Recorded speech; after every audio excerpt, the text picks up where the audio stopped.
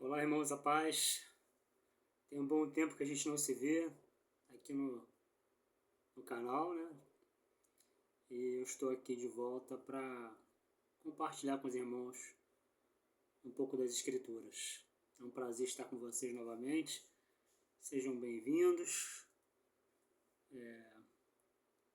A única coisa que eu desejo é realmente pregar o Evangelho, compartilhar com os irmãos e todos que assistirem essas mensagens é que você possa entender que somente Jesus pode salvar o homem, pode transformar o homem, pode dar uma nova vida ao homem e pode levar o homem para a eternidade em paz. Não há outra pessoa, não há outra possibilidade.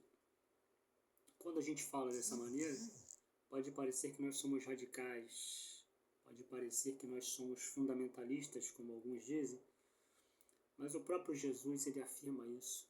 Eu sou o caminho, eu sou a verdade, eu sou a vida. Ninguém vem ao Pai senão por mim. Mas é a maneira como nós vamos colocar a mensagem que nos torna discípulos de Jesus ou pessoas que se tornaram fundamentalistas religiosos. Então, para a gente falar sobre essa situação, deixa eu pegar aqui um óculos. Lucas capítulo 9, versículo 51, diz assim: E aconteceu que, completando-se os dias para a sua assunção, manifestou o firme propósito de ir a Jerusalém. E mandou mensageiros diante da sua face. Indo eles, entraram numa aldeia de samaritanos para lhe prepararem lugar, pousada.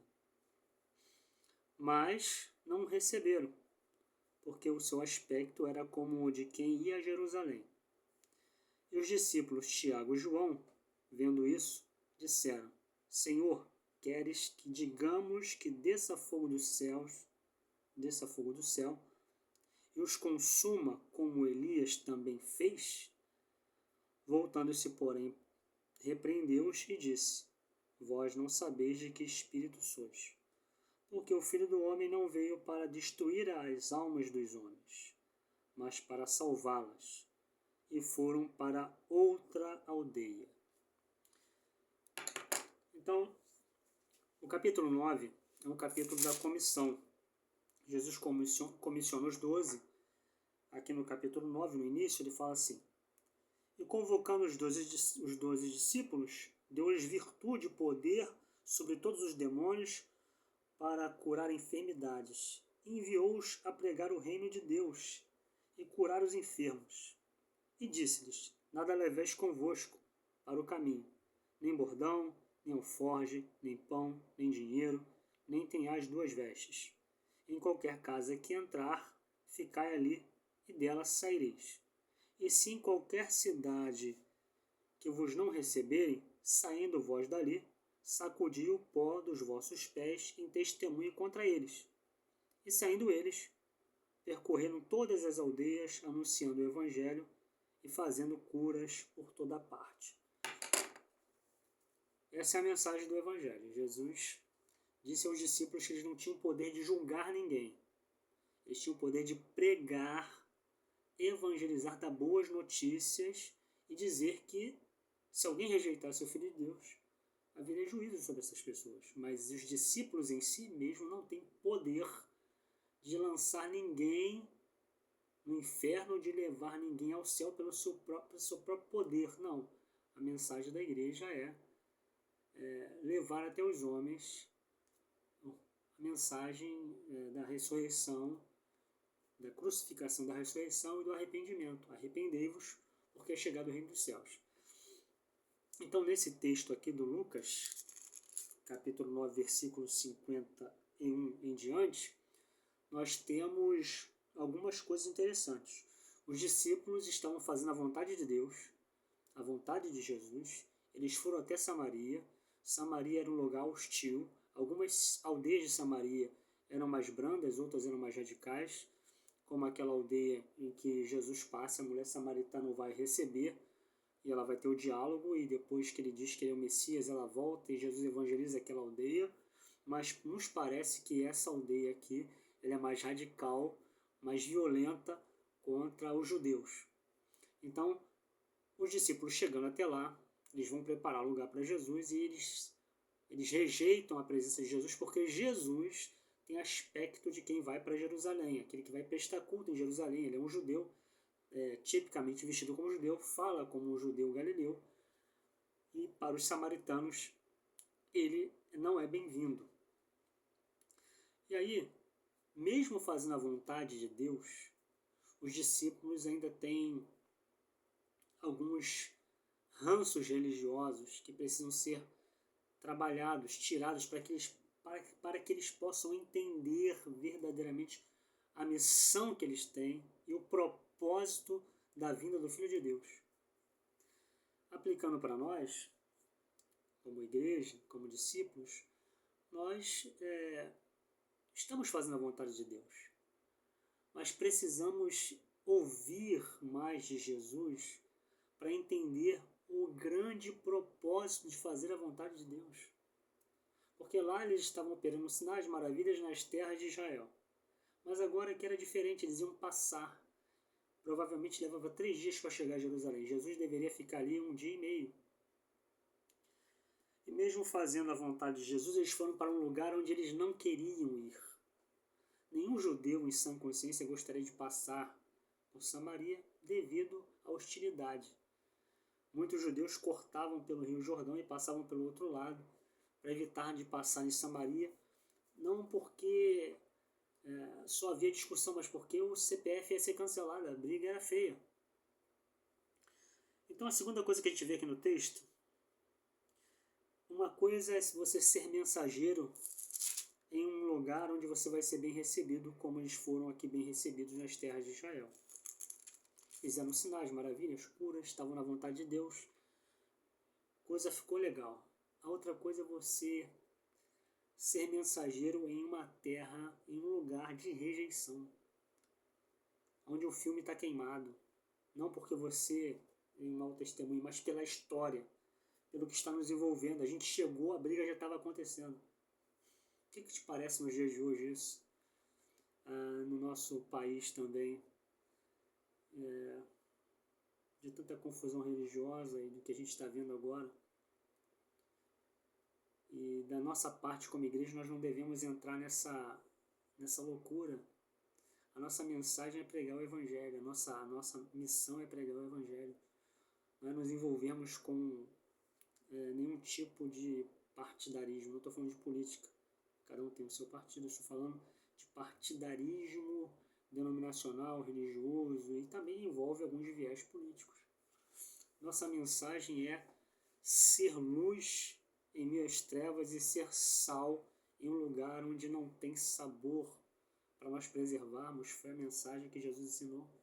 Jesus chega num ambiente onde nós praticamente parecido com o nosso, todo mundo brigando com todo mundo para saber quem é melhor e quem vai ser mais amigo de Deus.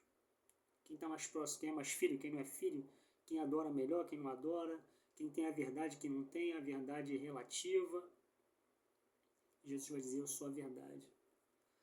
Então eles chegaram num lugar de rejeição e já tem no coração também a rejeição aos samaritanos.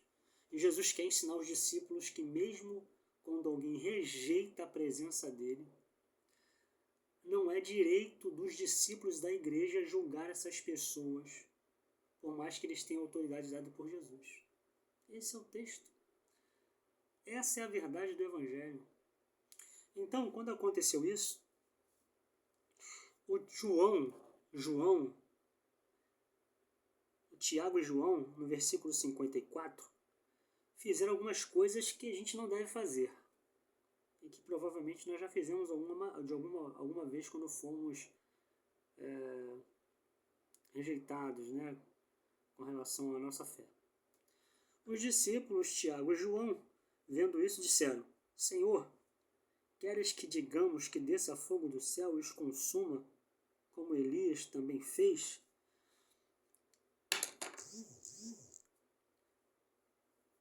Aí dá, né? A coisa fica feia. Como nós, em sã consciência, vamos pedir para que Deus faça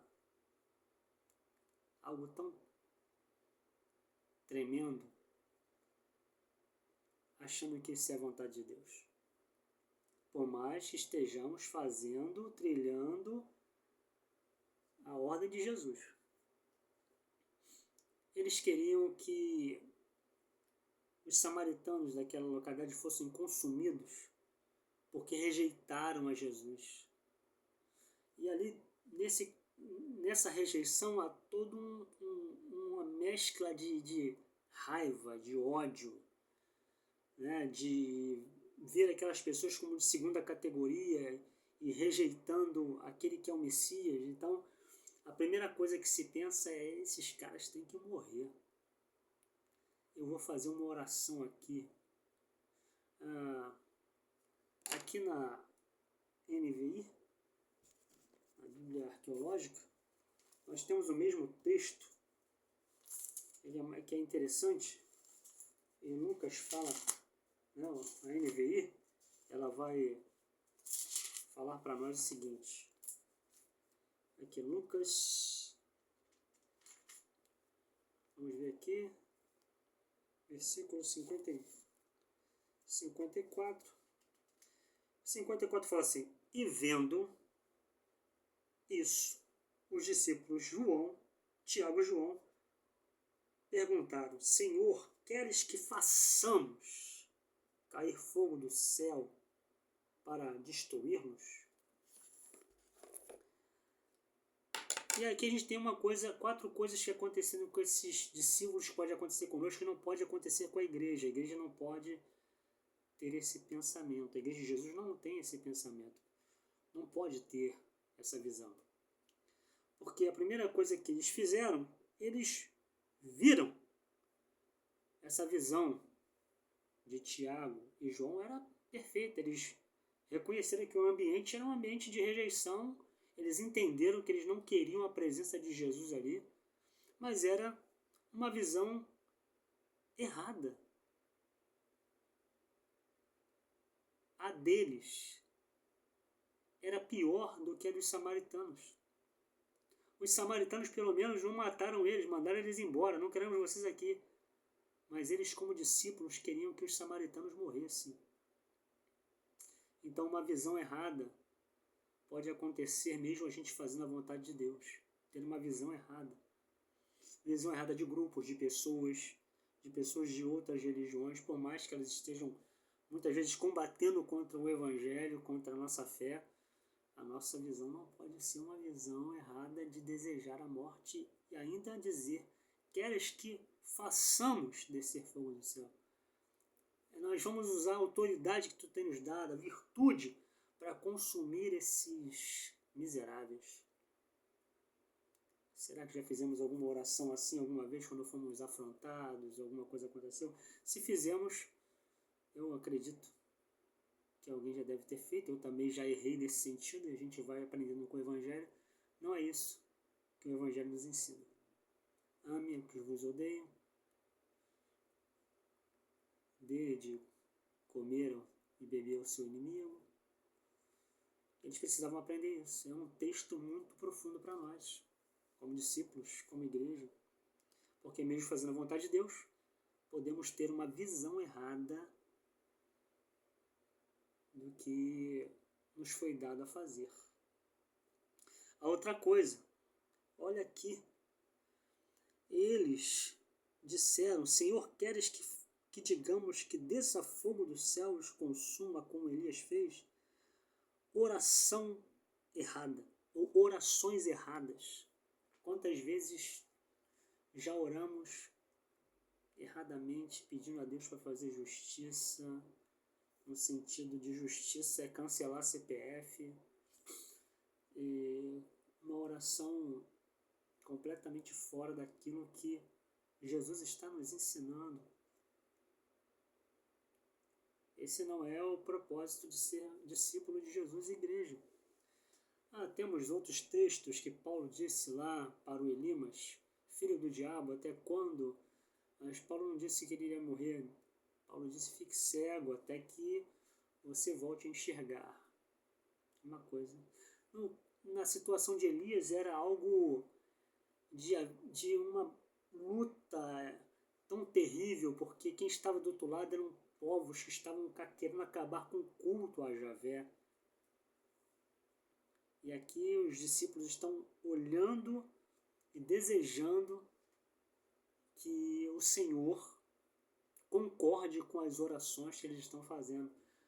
E o Senhor não vai concordar com isso. Certamente Ele não vai concordar com algumas orações que fazemos, porque não está dentro do padrão do reino dele.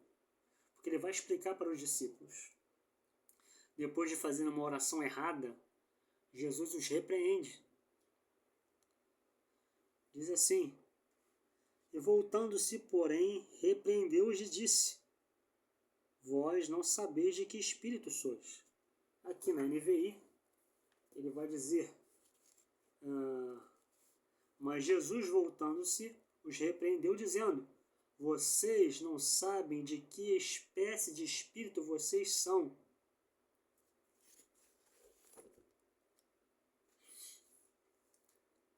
Se dizemos que temos o Espírito de Deus, temos que fazer as obras de Deus. Lembra quando Jesus falou para os homens em João capítulo 8? Eles disseram: nós temos por pai Abraão, nós somos filhos de Abraão. E Jesus disse: se vocês fossem filhos de Abraão, vocês me honrariam como Abraão, porque Abraão viu os meus dias e se alegrou. Vocês procuram me matar, vocês têm por pai o diabo. E muitas vezes a gente não está, por mais que a gente esteja fazendo a obra, a gente pode estar dando lugar ao diabo. Isso é muito importante a gente perceber. Jesus falou: vocês não sabem de que espírito vocês sois ainda. Precisamos entender de que espírito somos. O Espírito do Cristo, que habita em nós, que tem o fruto do Espírito: paz, bondade, longanimidade, benignidade, mansidão, domínio próprio, temperança, gozo.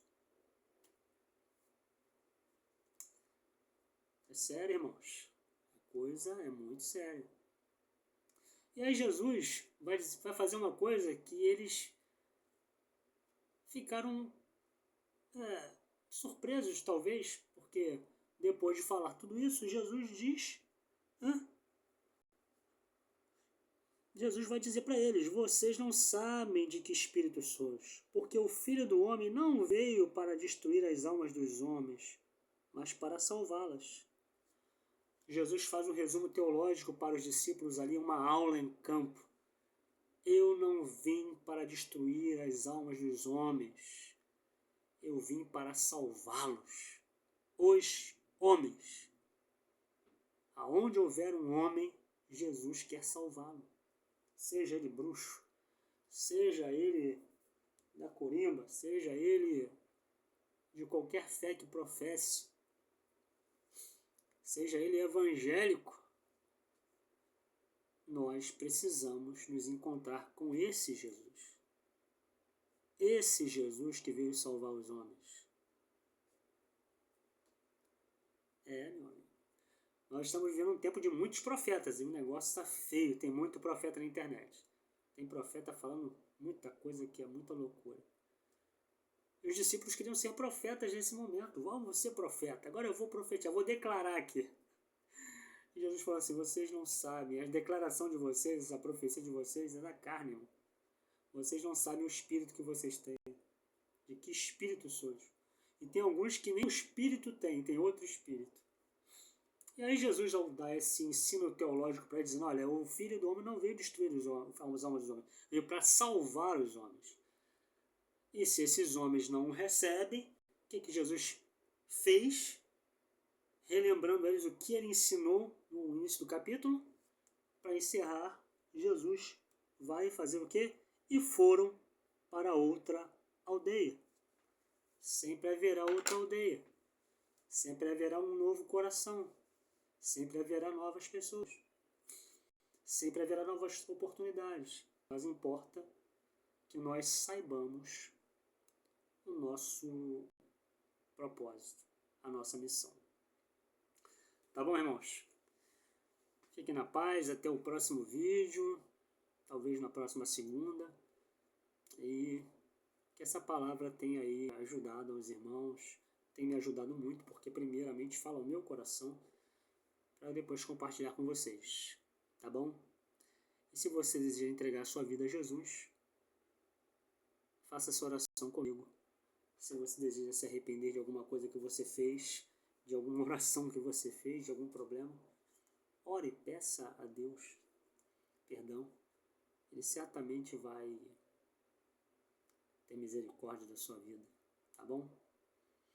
Se você que está do outro lado está afastado e talvez você entrou, está assistindo esse vídeo e quer entregar sua vida a Jesus, ore comigo, diga: Senhor Jesus, nesse momento eu entrego a minha vida a Ti, perdoa os meus pecados, tenha misericórdia da minha vida, habita em mim com Teu Espírito Santo, que o Senhor possa me guiar até a eternidade. É o que eu oro a Ti e te agradeço. Amém. Se você fez essa oração comigo, certamente o Senhor vai te guiar. Fiquem na paz e até o próximo vídeo. Valeu!